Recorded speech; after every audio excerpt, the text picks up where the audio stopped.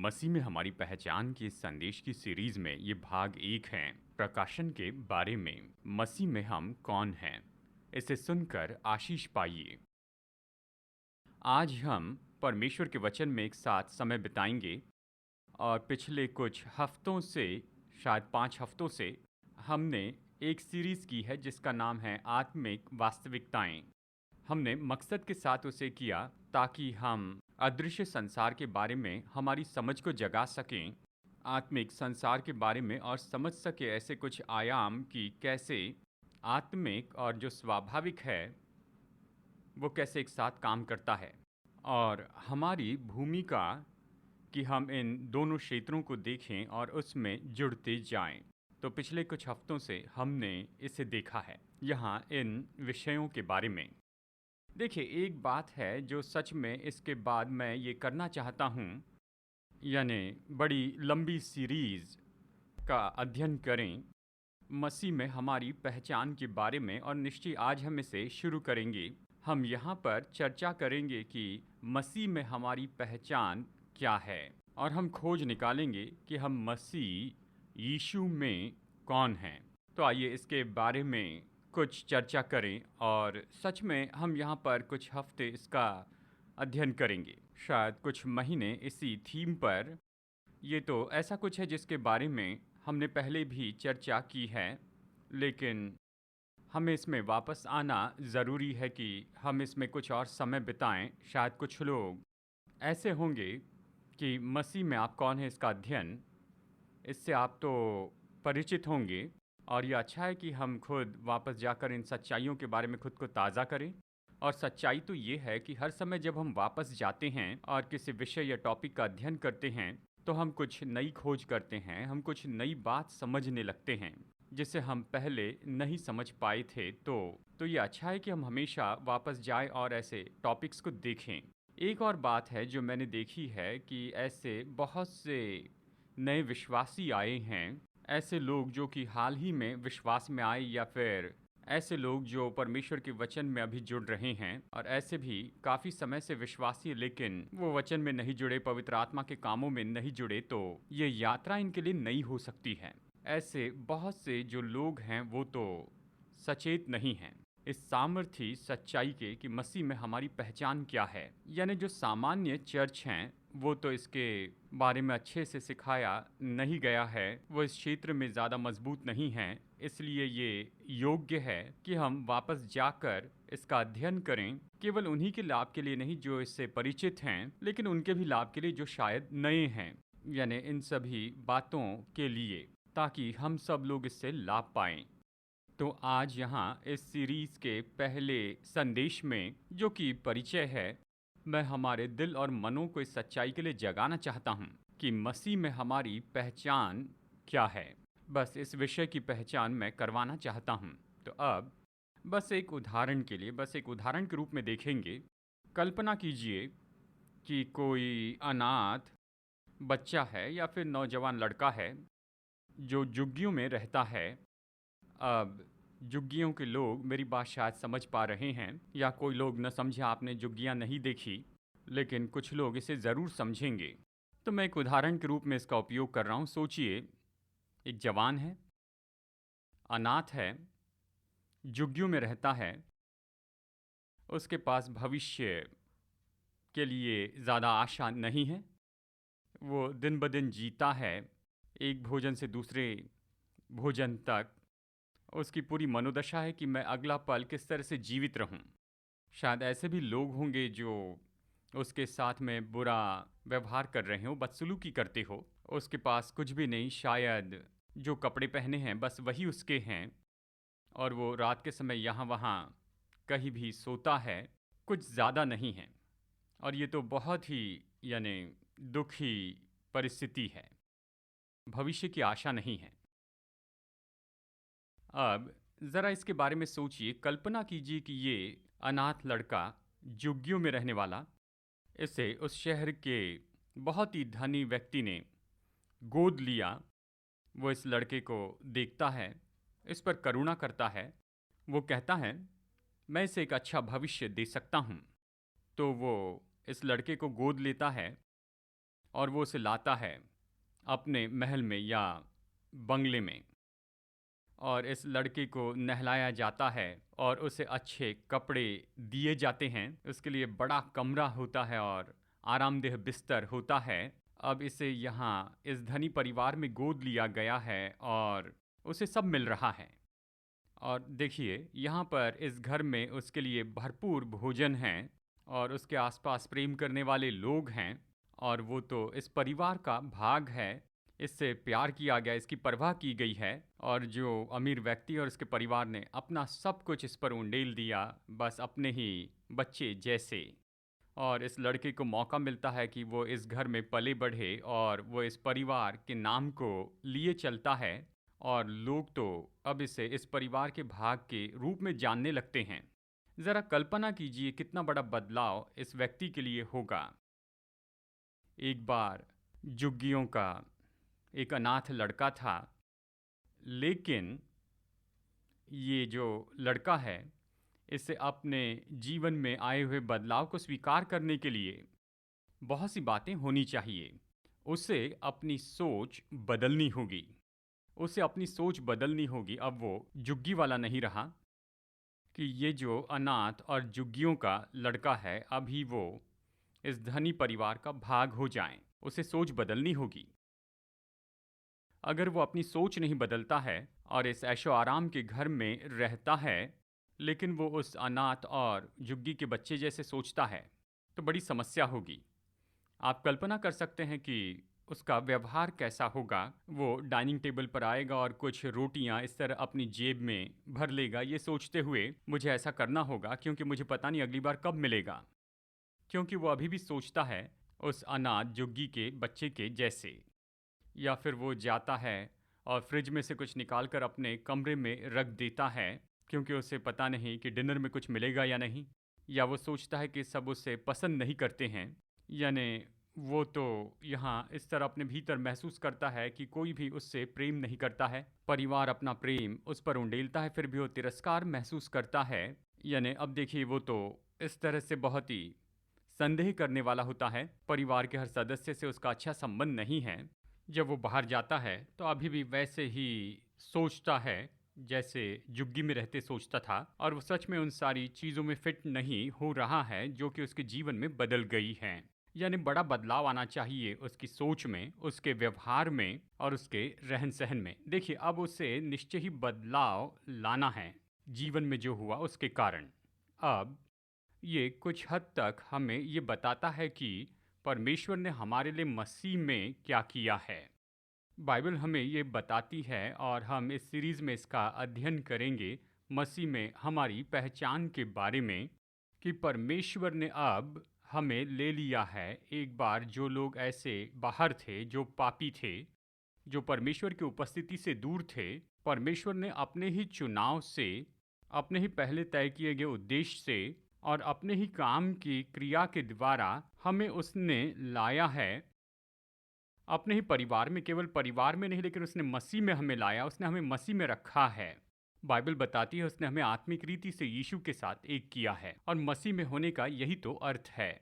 हम आत्मिक रीति से मसीह के साथ एक हो गए हैं। यानी जो लोग पाप में मर गए थे, जो पूरी तरह परमेश्वर की उपस्थिति से बाहर थे, उन सारी गलती और गंदगी के कारण अब उन्हें शुद्ध किया गया, साफ किया गया, धार्मिकता के वस्त्र पहनाए गए और उन्हें मसीह में रखा है।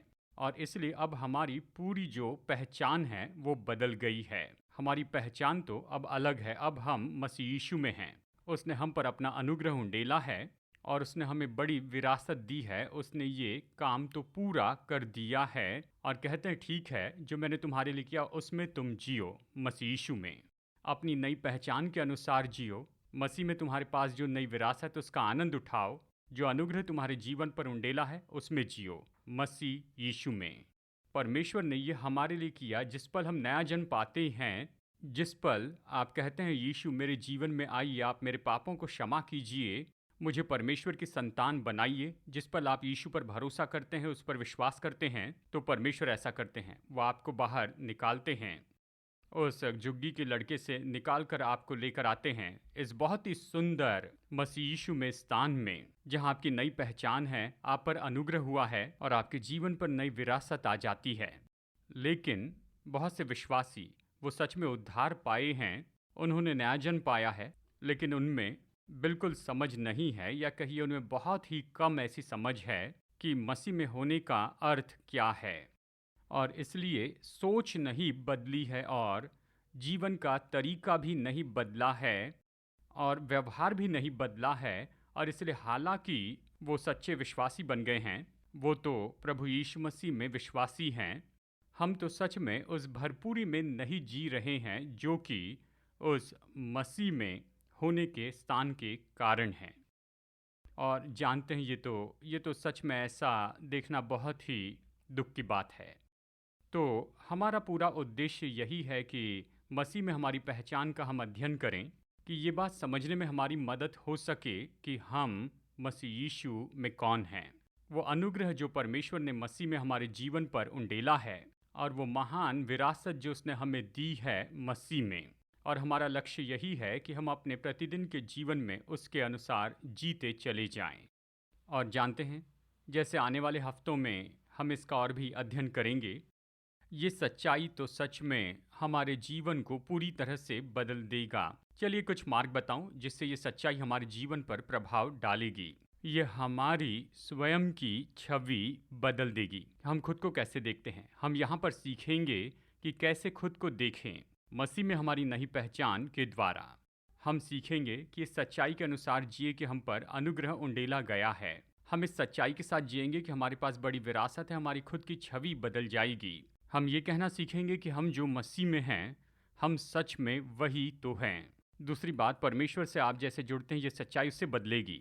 मतलब जब हम समझते हैं कि परमेश्वर ने हमारे लिए यही किया है और वो हमें न्योता देते हैं कि हम आज़ादी से उसकी उपस्थिति में आए, तो देखिए हम परमेश्वर के पास ऐसे नहीं जाएंगे जैसे कि कोई उससे डरा हुआ है, उसे बस खुश करना चाहता है, या फिर ऐसे कि परमेश्वर हम पर बहुत ही क्रोधित है। लेकिन हम समझेंगे प्रभु ने हमें स्वीकार किया, हमसे प्रेम किया गया, हमारा स्वागत किया गया, इसलिए हम आज़ादी से उसकी उपस्थिति में आएंगे। और जिस तरह हम परमेश्वर से जुड़ते हैं वो पूरी तरह बदल जाएगा। तीसरी बात, हम अपने जीवन की चुनौती और मुश्किलों का जैसे सामना करते हैं, ये उसे बदल देगा। जब हम अपने जीवन में मुश्किलें और चुनौतियों का सामना करते जैसे कि सभी करते हैं, हम उन्हें देखना सीखेंगे मसीह में हमारी जगह से। हम उन्हें देखेंगे जैसे हम जयवंत से बढ़कर हैं। हम सीखेंगे कि उन्हें देखें कि परमेश्वर इसमें हमें निश्चय ही जयवंत करेंगे।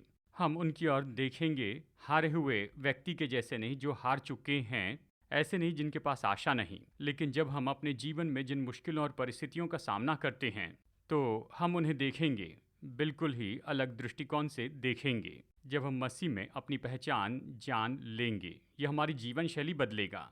हम जयवंत के रूप में जिएंगे, पाप पर जयवंत हो जाएंगे। पाप में आदतों से हम तो भीतर से बाहर पूरी तरह बदल जाएंगे और हम प्रभु यीशु मसीह के जैसे और ज़्यादा होंगे। ये हमारे जीवन का तरीका बदलेगा। ये उसे भी बदलेगा जैसे हम दुष्टात्मा का सामना करते हैं, यानी शैतान और उसकी दुष्टात्माएं। हम निडर होंगे, हम साहसी होंगे, हम तो पूरी तरह ऐसे चलेंगे जैसे हमारे पास पूरा अधिकार और राज्य है। दुष्ट आत्माओं की सामर्थ के सामने बहुत से विश्वासी डरते हैं कि शैतान उनके साथ क्या करेगा। हमें समझना होगा कि शैतान ज़्यादा डरता है कि हम उसके साथ क्या करेंगे, क्योंकि मसीह में हमारी ऐसी पहचान है। हम शैतान और उसकी दुष्ट आत्माओं के ऊपर अधिकारी के रूप में चलेंगे। हम जैसे लोगों के साथ जुड़ते हैं, ये उसे भी बदल देगा। हम लोगों को अलग तरह से देखना शुरू करेंगे जिस तरह हम उनसे जुड़ते हैं। हम प्रेम में और करुणा में चल सकते हैं। हम उनके साथ में स्पर्धा या फिर हीन भावना के विचार या महसूसीकरण के साथ नहीं चलेंगे। चाहे कुछ भी हो, लोगों के साथ हमारा व्यवहार पूरी तरह बदलेगा। जब हम मसीह में हमारी पहचान समझ लेते हैं, तो फिर सच में देखिए ये सच्चाई, ये समझना कि हम मसीह में कौन हैं, मसीह में हमारी पहचान तो इतनी महत्वपूर्ण है, ये तो इतना सामर्थी है कि हर एक विश्वासी को इसमें मजबूत जड़ पकड़ते जाना है, इस सच्चाई में स्थापित होना है और इसमें निरंतर बढ़ते जाना है। ये कहना काफ़ी नहीं कि मैंने 5 साल पहले या 10 साल पहले या 30 साल पहले सच्चाई को सुना। नहीं, आपको बढ़ते चले जाना है, इसमें बहुत कुछ है। परमेश्वर के वचन में बहुत कुछ है कि हम उसे खोज निकालें कि मसीह में हमारी पहचान और हमारी विरासत क्या है। तो चलिए इससे शुरू करते हैं। हम ज़्यादा समय वचन में बिताएंगे। आशा है आपके साथ आपकी बाइबल है कि आप मेरे साथ में इन वचनों को निकाल सकें, और अवश्य ही हमारी मीडिया टीम मदद करेगी कि इन वचनों को स्क्रीन पर रखें। तो चाहे कुछ भी हो, अच्छा है कि हम इन वचनों को पढ़ें और इन सच्चाई को देखें, हम खुद इसे देख लें। ठीक है, हम वचन में कुछ समय बिताएंगे। आशा है कि आप बहुत उत्साहित हैं। परमेश्वर के वचन के बारे में ये सामर्थी है, अद्भुत है, और आप कभी नहीं थकेंगे इस वचन में खोजने से, इसमें अध्ययन करने से। तो आइए शुरू करते हैं। तो आइए सबसे पहले देखते हैं यूहन्ना 14 में वचन 19 और 20 से हम शुरू करते हैं। यीशु ने यूहन्ना अध्याय 14 वचन 19 और 20 में कहा, और थोड़ी देर रह गई है कि फिर संसार मुझे न देखेगा, परंतु तुम मुझे देखोगे, इसलिए कि मैं जीवित हूँ, तुम भी जीवित रहोगे। उस दिन तुम जानोगे कि मैं अपने पिता में हूँ और तुम मुझ में और मैं तुम में। यानी देखिए यूहन्ना 14 और 15 इन सारे अध्यायों में यहाँ यीशु मसीह की पृथ्वी की सेवकाई और उसके चेलों के साथ के उसके समय के अंत में, यानी ये अंतिम भाग था, उस 3.5 साल का जो उसने अपने चेलों के साथ में बिताए थे, वो उस समय के करीब आ रहे थे जहाँ जल्दी उनका क्रूसीकरण होना था। और उसके जाने की तैयारी में वो वहाँ पर अपने चेलों से कहते हैं कि देखो, थोड़ी देर में मैं चला जाऊँगा और फिर तुम मुझे नहीं देख पाओगे, पर तुम जान लो कि मैं जीवित हूँ, तुम भी जीवित रहोगे। पुनरुत्थान के बारे में बताते हैं। फिर वचन 20 में कहते हैं कि उस दिन, तो वो भविष्य के समय के बारे में कह रहे हैं जो उसके पुनरुत्थान के बाद होगा। उसने कहा उस दिन तुम जानोगे, यानी इसका मतलब यह है कि आप कुछ ऐसा प्रकाशन पाएंगे और आप जानेंगे कि मैं अपने पिता में हूँ और तुम मुझ में हो और मैं तुम में हूँ। कहा कि तुम प्रकाशन पाओगे मेरे पुनरुत्थान के बाद, और तुम समझ पाओगे कि मेरे साथ तुम्हारी एकता क्या है। मैं तुम में हूँ और तुम मुझ में हो। कहाँ ये प्रकाशन आ रहा है, और यही तो वो प्रकाशन है जिसे प्रेरित पौलुस और दूसरे प्रेरितों ने, जिन्होंने नए नियम के वचन लिखे, वो पत्रियों में हमें ये बताते हैं। और हम इस सच्चाई और इस रहस्य के भेद को समझने लगते हैं।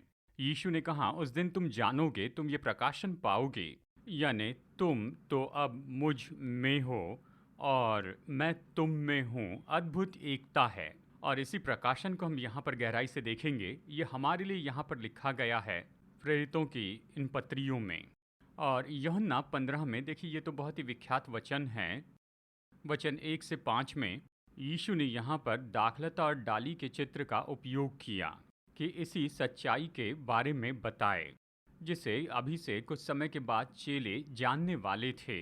यूहन्ना 15 वचन 1 से 5 में, और ऐसे कुछ वचनों के संदर्भ यहाँ पर इस वचन के भाग में उसने कहा, मैं दाखलता हूँ, सच्ची दाखलता मैं हूँ और मेरा पिता किसान है। और फिर वो हमें बताते हैं कि जो डालियाँ हैं वो फल लाती हैं, और पिता डालियों को छांटता है ताकि और भी फल ला सके, और पिता को तब महिमा मिलती है जब हम ज़्यादा फल लाते हैं। इस चित्र के बारे में सोचिए जो यीशु हमें बता रहे हैं। वो दाखलता है और हम उस दाखलता की डाली हैं। इसका मतलब है कि हम उस दाखलता के साथ में जुड़े हुए हैं आत्मिक रूप में। देखिए ये चित्र तो स्वाभाविक में है, यानी दाखलता और डाली का चित्र है, लेकिन इसकी वास्तविकता तो आत्मिक में है। आत्मिक क्षेत्र में आप यीशु के साथ में एक हो चुके हैं, आप उसके साथ में जुड़ चुके हैं, उसका जीवन आप में बहता है। यानी जो कुछ भी दाखलता में है, यानी उस तने में है, जो कुछ दाखलता के तने में है वही डाली में बहता है।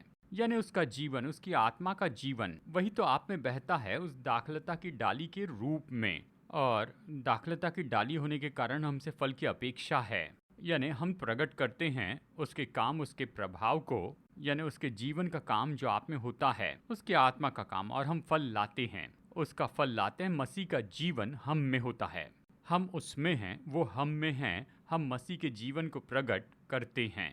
यानी हमें इसे ही समझना ज़रूरी है, हमें इसे समझना है और उसमें हमें चलते जाना है, और मसीह के साथ हमारी एकता की इस जगह से हमें जीना है जहाँ उसका जीवन पूरी तरह प्रकट होता है हमारे जीवन के हर दृष्टिकोण में और हमारे जीवन के हर एक क्षेत्र में। यही तो परिणाम है और हम इसी में यात्रा कर रहे हैं। हम जबकि मसीह में अपनी पहचान के बारे में सीखते हैं। तो अब हम इफिसियों अध्याय 1 में यहाँ कुछ समय बिताएंगे। वचन 1 से 14 में और फिर आगे बढ़ेंगे और इस अध्याय का अंतिम भाग भी हम देखेंगे। तो इफिसियों 1 में हम यहाँ पर कुछ समय बिताएंगे।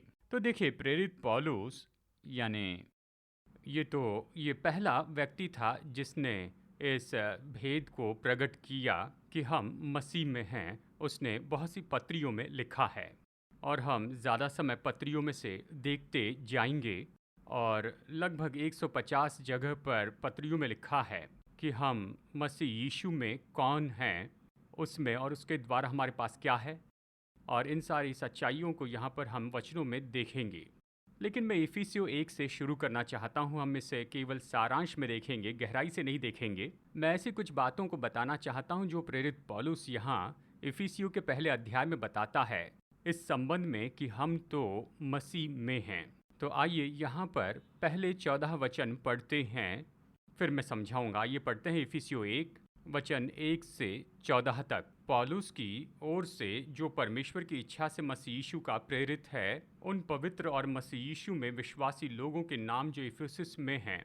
यानी देखिए, यहाँ पर पहले ही वचन में यहाँ पर ये शब्द है मसीह यीशु में, तो वो कहता है यानी हम सब लोग जो मसीह में हैं, तो वो हमसे कहता है ऐसे लोग जो मसीह के साथ एकता में हैं, ऐसे लोगों को वो इस पत्री में बता रहा है, वो जो मसीह यीशु में हैं। फिर वचन 2 में कहता है हमारे पिता परमेश्वर और प्रभु यीशु मसीह की ओर से तुम्हें अनुग्रह और शांति मिलती रहे।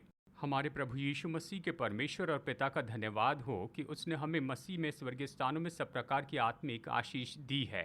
मसीह यीशु में फिर से कहता है जैसा उसने हमें जगत की उत्पत्ति से पहले उसमें चुन लिया कि हम उसके निकट प्रेम में पवित्र और निर्दोष रहे, ये कहता है, और अपनी इच्छा के भले अभिप्राय के अनुसार हमें अपने लिए पहले से ठहराए कि यीशु मसीह के द्वारा हम उसके लेपालक पुत्र हो, कि उसके उस अनुग्रह की महिमा की स्तुति हो जिसे उसने हमें उस प्रिय में सेत में दिया।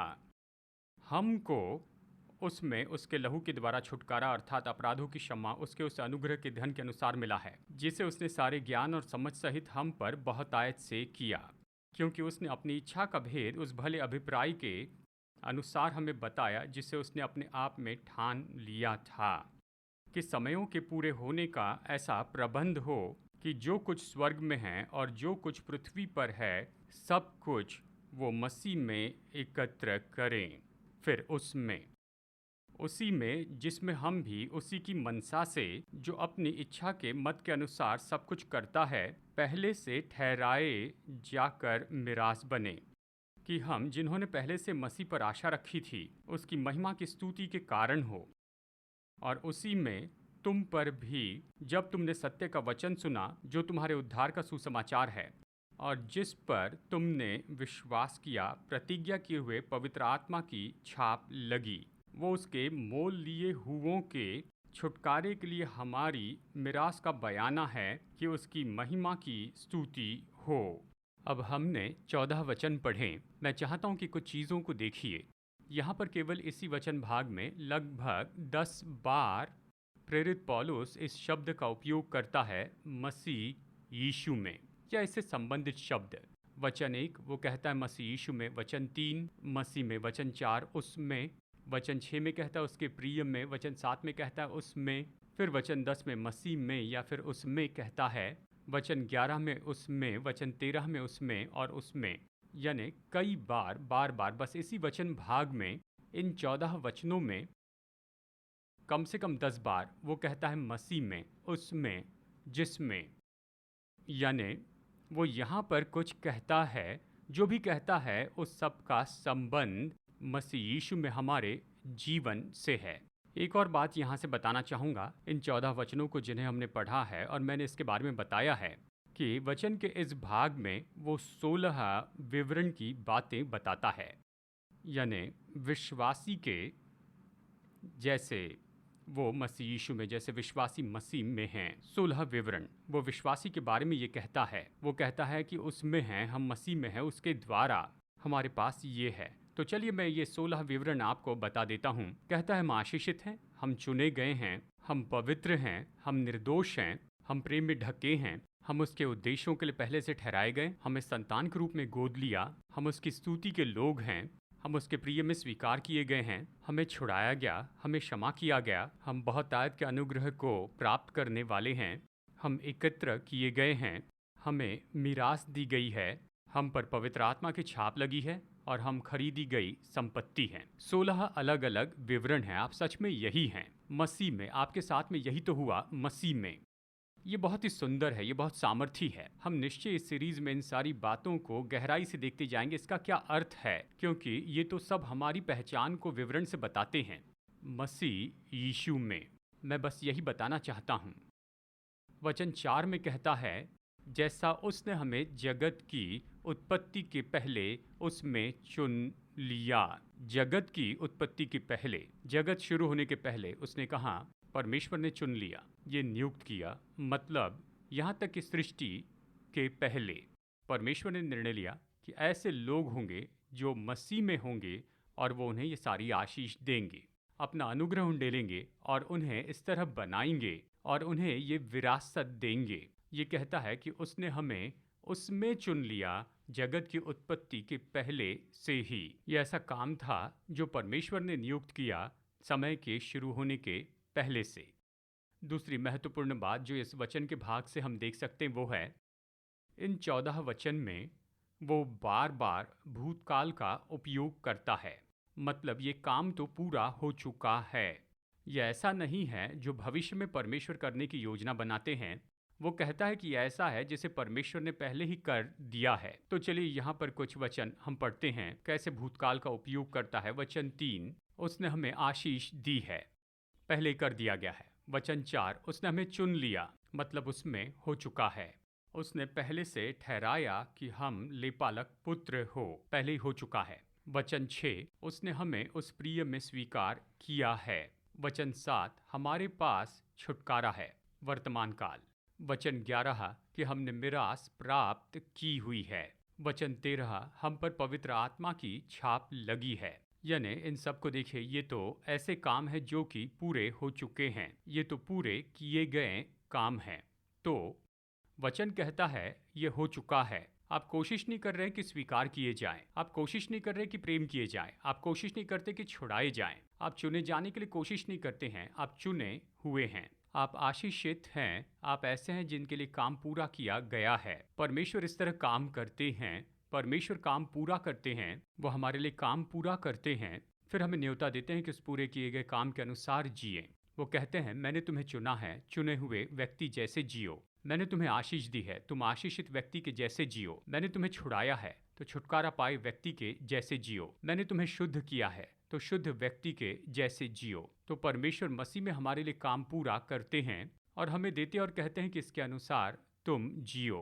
अब इसी वचन भाग में पौलुस यहाँ पर इस तरह कहता है, इफिसियों 1 में वचन 9 और 10 में कहता है, परमेश्वर ने अपनी इच्छा का भेद उस भले अभिप्राय के अनुसार हमें बताया है जिसे उसने अपने आप में ठान लिया था।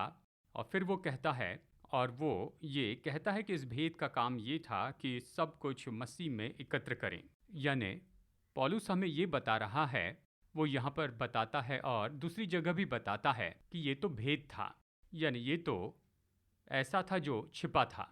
अवश्य ही अब ये भेद तो स्वयं प्रभु यीशु मसीह का व्यक्तित्व है कि परमेश्वर मसीह के व्यक्तित्व के द्वारा क्या करने वाले थे। एक काम जो मसीह के व्यक्तित्व के द्वारा परमेश्वर करने वाले थे कि वो सबको मसीह में एकत्र करेंगे।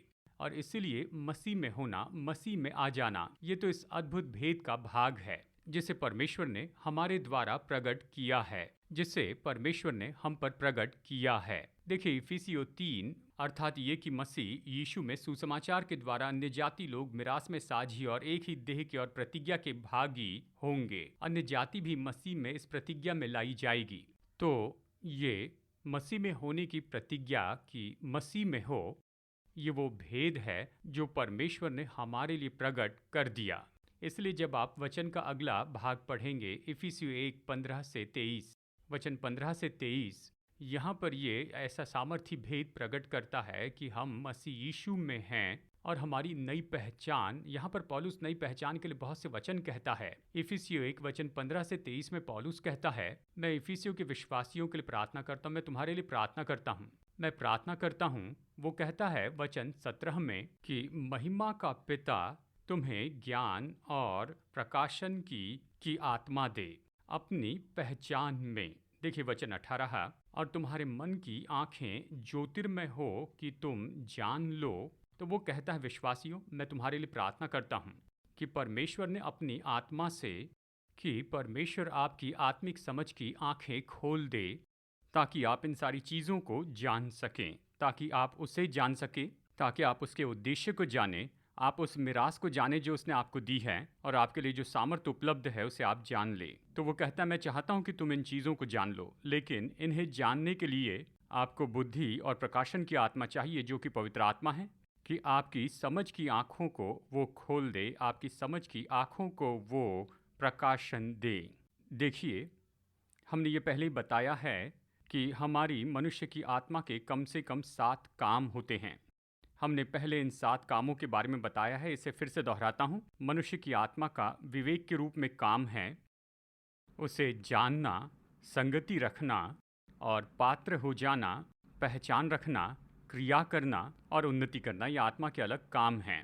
लेकिन देखिए मनुष्य की आत्मा का एक काम है कि जाने, कि ज्ञान प्राप्त करें, आत्मिक समझ प्राप्त करें। तो हमारी आत्मिक समझ में हमें प्रकाशन पाना है इन सच्चाइयों के बारे में। लेकिन पौलुस हमें बताता है कि ये प्रकाशन जो है ये तो परिणाम है, यानी अनुभूति और रोशनी की। तो आप कल्पना कीजिए, कुछ देखने के लिए हमें 2 चीज़ें चाहिए, अच्छी दृष्टि चाहिए और हमें रोशनी चाहिए, प्रकाश चाहिए। अगर आप अंधेरे कमरे में हैं, पूरी तरह से अंधेरा है, वहाँ पर कोई रोशनी नहीं, शायद आप सब अच्छे से देखते हो लेकिन कोई भी प्रकाश नहीं है, कोई ज्योति वहाँ नहीं है। या आप इसे बदल सकते हैं, कहिए कि आप एक कमरे में हैं जहाँ अच्छी रोशनी है पर धुंधला दिखाई देता है तो अच्छे से नहीं देख पाएंगे। समस्या ये नहीं कि वहाँ पर रोशनी नहीं है पर आँखें धुंधली हैं। हमें आत्मिक समझ के लिए, प्रकाशन पाने के लिए ज़रूरी है अनुभूति यानी देखने की योग्यता, और हमें रोशनी भी चाहिए, पवित्र आत्मा का प्रकाश चाहिए। तो हमारी प्रार्थना यही है, जैसे हम इन वचनों में यात्रा करते जाते हैं, कि परमेश्वर हमारी आँखों को खोल दे और हमें अनुभूति दे, देखने की योग्यता दे, कि हमारी आँखें धुंधली ना हो, हमारी आँखें देख सकें और पवित्र आत्मा की रोशनी हो। पवित्र आत्मा बुद्धि और प्रकाशन की आत्मा है, वो हमें रोशनी दे। तो जैसे हम वचन का अध्ययन करते हैं, हमें इसी की ज़रूरत है। परमेश्वर हमें समझ देंगे ताकि हम प्रकाशन प्राप्त कर सके, कि हम आत्मिक समझ पाए इन सच्चाई के बारे में। और फिर अंत में इस वचन से संदेश पूरा करूंगा। कुलुसियों 3:10 में पौलुस हमें सिखाता है, कहता है नए मनुष्यत्व को पहन लिया है जो अपने सृजनहार के स्वरूप के अनुसार ज्ञान प्राप्त करने के लिए नया बनता जाता है। तो हम मसीह यीशु में नई सृष्टि बन गए हैं, लेकिन इस नए मनुष्यत्व को निरंतर नया बनाते जाना है। जैसे पैशन अनुवाद कहता है कि ये तो निरंतर नया बनाया जाता है। ये नया मनुष्यत्व तो निरंतर बढ़ते जाता है उसके ज्ञान में जिसने उसे नया बनाया है। तो मैं चाहता हूँ कि हम इस बात को याद रखें। ये जो अध्ययन है ये तो कुछ ऐसा है जिसमें हमें निरंतर बढ़ते जाना है इस प्रकाशन की समझ में कि मसीह यीशु में हमारी पहचान क्या है। तो हमारी प्रार्थना यही है कि आने वाले हफ्तों में जैसे हम इसका अध्ययन करते जाएंगे, देखिए हमें निरंतर प्रार्थना करनी है परमेश्वर कि मेरी समझ की आंखें निश्चय ही प्रकाशमान हो, बुद्धि की आत्मा के द्वारा और प्रकाशन के द्वारा, पवित्र आत्मा द्वारा, ताकि मैं प्रकाशन पाऊंगा और मैं समझ पाऊंगा, आत्मिक समझ प्राप्त करूंगा मसीह में मेरी पहचान के बारे में, कि आपने मसीह में मेरे लिए क्या किया है और मुझे दिखाइए कि उसके द्वारा कैसे जिएं। तो चलिए उस कहानी में वापस जाते हैं, या उस उदाहरण में वो अनाथ जुग्गी का बच्चा अब बड़े परिवार में आ गया है। अगर वो अपनी सोच न बदले, वो अपना व्यवहार न बदले, अपनी जीवन शैली न बदले, तो जानते हैं वो सब जो उसे दिया गया है वो उसके लिए मायने नहीं रखेगा। वो फिर भी बहुत ही निचले स्तर पर जिएगा, हालांकि उसे ये सब कुछ दे दिया गया है। ये कहना दुख की बात है कि बहुत से विश्वासी प्रकाशन नहीं पाते और ऐसे जीते हैं, जीवन भर ऐसे ही चलते हैं, और इसलिए संसार नहीं देख पाता कि परमेश्वर ने सच में क्या किया। संसार इसे नहीं देख पाता है कि परमेश्वर ने मसीह में हमारे लिए कितना महान काम किया है। अगर संसार इसे देखे तो वो दौड़ते हुए यीशु के पास में आएगा और कहेगा हमें वही चाहिए जो आपके पास है, क्योंकि ये ऐसा है जो हमें संसार नहीं दे सकता है। तो विश्वासी के नाते मैं आपको चुनौती देता हूँ, देखिए हमें प्रकाशन पाना होगा कि हमारी मसीह में क्या पहचान है, और उसके अनुसार जीना होगा कि दुनिया देख सके कि परमेश्वर ने हमारे लिए कितना अद्भुत काम किया, और वो उन्हें लेकर आएगा। देखिए, बीज तो फल में होता है। हम दाखलता की डालियां हैं, फल लाते हैं। बीज तो फल में होता है, फिर उत्पन्न करने की योग्यता कि बहुगुणित हो ये फल में है, और हम फल लाते हैं। हम जो फल लाते हैं वो परमेश्वर के राज्य में बहुगुणन लाता है। अगर हम प्रभु का राज्य बहुगुणित होते देखना चाहते हैं तो हमारे जीवन में फल होने चाहिए, और जब वो फल जन्म लेता है, हम मसीह के जीवन को अपने अंदर लिए चलते हैं, तो प्रभु का राज्य बढ़ेगा, क्योंकि फल में बीज होता है बहुगुणन के लिए। और इसीलिए ये सच्चाई बहुत ही महत्वपूर्ण है। अब मैं प्रार्थना के समय में जाने के पहले कुछ सूचना देना चाहता हूँ। हमारा बाइबल कॉलेज फिर शुरू होने के लिए तैयार है। हमारा फॉल सेमेस्टर तैयार है, 2 अगस्त से शुरू होगा। हमारा कैंपस तो अभी बंद है इस फॉल सेमेस्टर के लिए अगस्त से नवंबर तक, लेकिन पढ़ने के 2 पर्याय हैं, यानी ऑनलाइन क्लासेस हैं जो होंगे हर हफ्ते सोमवार से शुक्रवार सुबह 9 से 12 बजे तक भारतीय समय। उसमें ये ऑनलाइन क्लासेस होंगे जिनका ये समय खाली है, तो आप हमसे ऑनलाइन जुड़ सकते हैं। या हमारे पास ई लर्निंग का पर्याय है, यानी आप सीख सकते हैं सुबह का समय छोड़कर, यानी जो भी समय आपके लिए अच्छा है उसमें आप पढ़ सकते हैं। हमारा ई लर्निंग पोर्टल लाइव है, सारे 24 कोर्सेस फॉल सेमेस्टर के लिए उपलब्ध हैं, और ये भी उपलब्ध हैं ई लर्निंग पोर्टल द्वारा। तो मैं प्रोत्साहित करता हूँ कि आप एक से ज़्यादा ये कोर्सेस ले सकते हैं, या आप पूरा सेमेस्टर लोड ले सकते हैं, जो कि 8 कोर्सेस हैं, और आप बाइबल कॉलेज में अध्ययन कर सकते हैं। और ये इसलिए नहीं कि आपको एक सर्टिफिकेट मिले, और अवश्य ही ये तो उपयोगी है अगर आप लोगों को दिखाना चाहते हैं, लेकिन ज़्यादा महत्वपूर्ण है कि ये आत्मिक सच्चाई और तैयारी जो आप प्राप्त करते हैं, जहाँ पर आप बहुत ही सिस्टमैटिक और बहुत ही क्रमबद्ध तरीके में से होकर जाते हैं, परमेश्वर के वचन का अध्ययन करते हैं अलग अलग विषयों पर। मैं प्रोत्साहित करता हूँ कि बाइबल कॉलेज में एनरोल कीजिए, ऑनलाइन क्लास कीजिए सुबह 9 से 12 तक, या ई लर्निंग पोर्टल अपने समय के अनुसार अध्ययन कीजिए, रात को या वीकेंड्स में, जब भी आपके लिए समय हो अध्ययन करें, एक से ज़्यादा कोर्स करें। अगर आप चाहें तो अपनी रफ्तार के अनुसार सर्टिफिकेट के लिए अध्ययन कर सकते हैं, और सबसे महत्वपूर्ण कि प्रभावी बन जाएं परमेश्वर के राज्य के लिए। तो APC बाइबल कॉलेज ORG पर जाइए, एनरोल करें।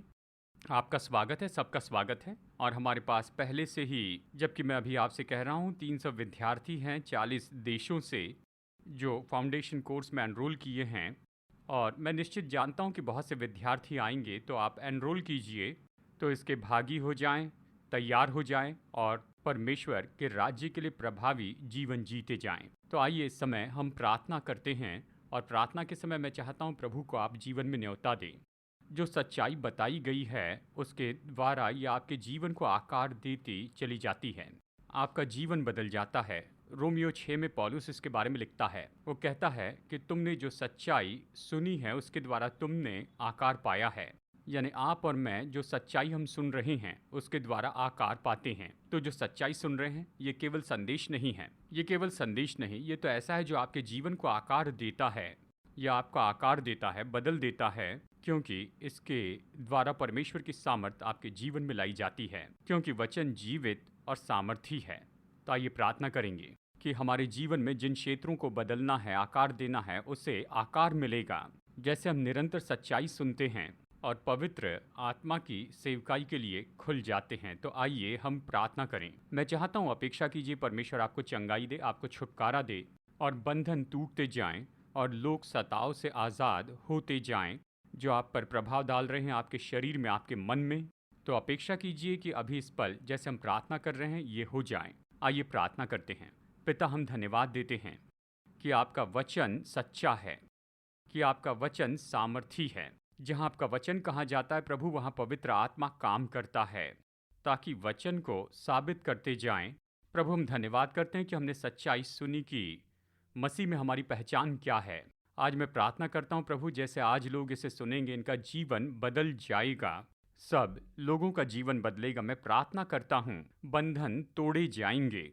प्रभु, तिरस्कार के बंधनों ने लोगों को अपाहिज किया है। खुद के बारे में कम आत्मसम्मान रखना, लोग जो सोचते हैं कि वो किसी योग्य नहीं हैं, परमेश्वर ये सारे बंधन तोड़ दिए जाएंगे और वो ये जानेंगे और प्रकाशन आएगा, पवित्र आत्मा का प्रकाशन आएगा और ये जानेंगे कि ये योग्य हैं, ये परमेश्वर की दृष्टि में सच में योग्य हैं, कि ये बहुमूल्य है, चुने हैं, स्वीकार किए गए हैं, ये छुड़ाए गए हैं, प्रभु के द्वारा आशीषित हैं। प्रभु, मैं प्रार्थना करता हूँ कि निश्चय ही एक बदलाव आ जाए लोगों की जिंदगी में। पिता, हम प्रार्थना करते हैं कि बंधन तोड़े जाएं इन सभी लोगों के जीवन से, और यीशु मसीह के नाम के अधिकार में मैं भी आता हूँ शत्रु के हर एक काम के विरुद्ध में।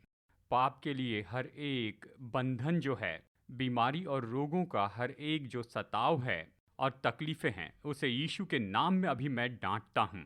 हर एक डिस्टर्बेंस, चाहे मन में हो, शरीर में हो, मैं इसे डांटता हूँ प्रभु यीशु के नाम में, और निश्चय चंगाई हो और छुटकारा हो और परमेश्वर के लोग आज़ाद हो प्रभु यीशु मसीह के नाम में। पिता, हम आपको धन्यवाद देते हैं, आपकी स्तुति करते हैं, धन्य कहते हैं। आप अपने लोगों के जीवन में जो काम कर रहे हैं उसके लिए धन्यवाद। धन्यवाद पिता, यीशु के नाम में, आमेन, आमेन, आमेन। धन्यवाद कि आज की इस सभा में आप हमारे साथ में जुड़े हैं। हम आपकी ओर से सुनना चाहते हैं। आप निश्चय कुछ समय निकालें और आप हमें ईमेल भेजकर बताएं कि कैसे ये परमेश्वर के वचन की शिक्षा, सेवकाई और ये जो आराधना है आपके लिए आशीष रही है। हमें ईमेल भेजिए। हमारा ईमेल है testimony@apcwo.org। हम आपकी ओर से सुनना चाहते हैं। प्रभु आशीष दे। मसीह में अपने जीवन में आप बलवान बने रहें। प्रभु आशीष दे। Bye bye. संदेश सुनने के लिए धन्यवाद। भरोसा करते हैं कि संदेश आपके लिए आशीष रहा। मुफ्त के स्रोत पाने के लिए, जिनमें है सरमन नोट्स और पब्लिकेशन, पाने के लिए विजिट करें apcwo.org पर। बैंगलोर के एपीसी बाइबल कॉलेज की जानकारी पाने के लिए विजिट कीजिए apcbiblecollege.org पर। याद रखिए, All Peoples Church Bangalore app download कीजिए ऐप या गूगल प्ले स्टोर से।